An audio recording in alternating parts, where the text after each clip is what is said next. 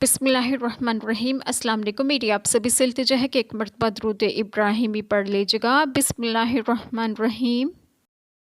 اللہم صلی علی محمد وعلی آل محمد کما صلیت علی ابراہیم وعلی آل ابراہیم انک حمید مجید۔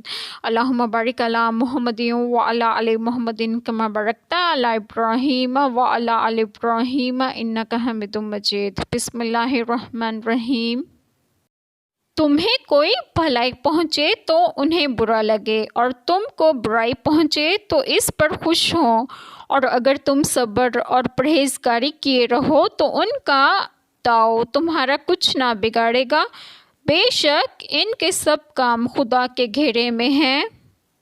بسم اللہ الرحمن الرحیم۔ آج جو بات میں آپ لوگوں سے ڈسکس کروں گی وہ یہ ہے کہ اس آیت کریمہ میں ہے کہ اگر تمہیں کوئی نقصان پہنچے یا کوئی بری راہ اختیار کرو تو وہ خوش ہوتے ہیں، یعنی ان سے دوستی و محبت ہرگز نہ کرو، دشمن تم سے ہرگز بھلائی نہ کریں گے، مگر اس آیت کریمہ میں ایک بات کی بشارت ہے کہ وہ مسلمانوں کا کچھ نہیں بگاڑ سکتے۔ مسئلہ اس آیت کریمہ سے معلوم ہوا کہ دشمن کے مقابلے میں صبر اور تقوی کام آتا ہے۔ اس آیت کریمہ میں صبر اور تقوی کی تلقین کی گئی ہے۔ اللہ تعالی ہم سب کے تمام گناہوں کو معاف فرمائے اور ہمیں صراط مستقیم کی راہ پر گامزن کریں، اور آپ سب کو آپ کے گھروں میں خوش و خرم رکھیں اور صحت و تندرستگی بھی دیں۔ آمین۔ جزاک اللہ خیر۔